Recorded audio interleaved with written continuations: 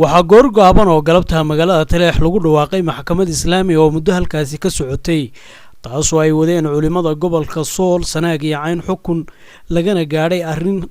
dhibaato weyn ku haysay bulshada deegaanadaasi degan culimada maxkamadan qaadayo oo culimo ay ku qanceen qabiilada colaado ay dhex martay ee deegaanka Taleex degan ayaa waxa ay xukun rasmi ah ku soo saartay in maxkamadda shariicada islaamku ay xukuntay in Cabdisamed Cali Shire iyo ciidanku watay ee kala yimid Garowe waxaana laga rabaa si siman baana looga doonayaa ay maxkamadaasi tiri wixii halkaasi ka dhacay ee naf maal iyo dhaawac leh sidoo kale waxa halkaasi maxkamadda shariicada islaamiga ay ka sheegeen culimada diinkii ku dhawaaqay xukunkaasi dhacdooyin hore u dhacay oo kamid ah dhacdadii Mataano in lagu dhaafo sidii hore loogu heshiiyay wax xukun cusub ahna aan laga soo saar halkaasi lagaga dhawaaqo si ay u sii wadaan marxaladaha kale ee nabadgelyada looguna sii gogol xaarayo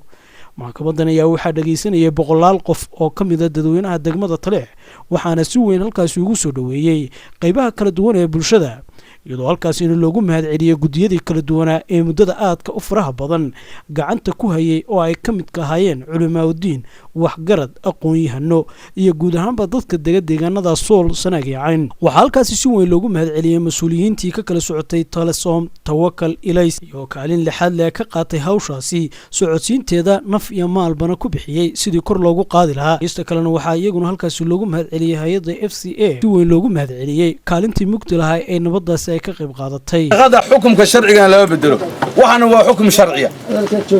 maadaama ay sida tahay arintii halkaas shariicada islaamku ay dhigtay siiqada in la bedelo maaha inaad fakarkeenu xumaad reer la saaro Samakaab Cali arinta looma qabsan lamana saarin maxkamadna ma saarin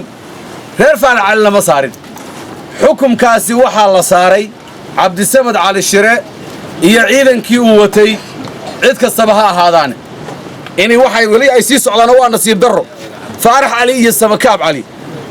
waxa weeyaan inay arintaasi si dhaba uga walaaloobaan hawsha dadka dhiigga maqan iyo dhibaatada dhacday iyo dhaawaca iyo kuwa dhakhtarada ku jira iyo kuwa wax weeyaan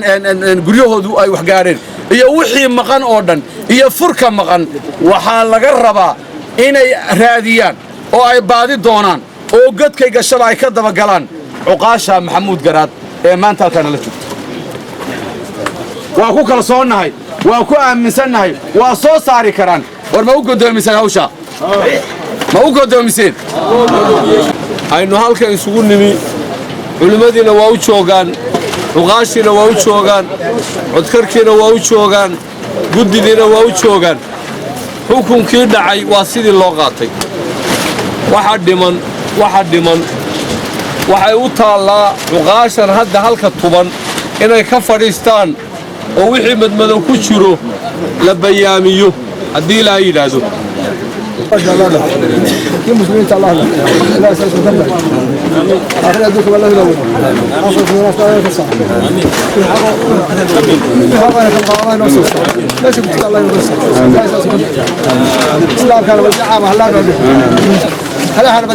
guud ahaan shacabka gobolka Sool ayaa iyagu si weyn u soo dhaweeyay nabadda halkaasi sida weyn looga dhaliyay waxaana masaajidada ku yaala magaalada Laascanood iyo goobaha dadweynuhu ay isugu yimaadaan maanta si weyn ay dadku ay ugu ducaynayeen gudiyada kala duwan doomiyay gudida nabadeynta iyo Cuqaashi iyo odayadii la shaqeynayay oo iyagu halkaasi dadku ay sheegeen inay si weyn ugu dhabar adeegeen sidii nabad waarta looga gaari lahaa degmada Taleex ee xarunta gobolka Sool taasoo lafdhabar u ah horumarka gobolada Sool Sanaag iyo Cayn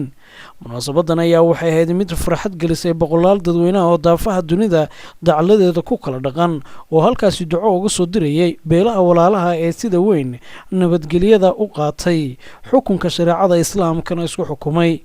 waa Cabdikariin Nolol Somali Channel magaalada Taleex.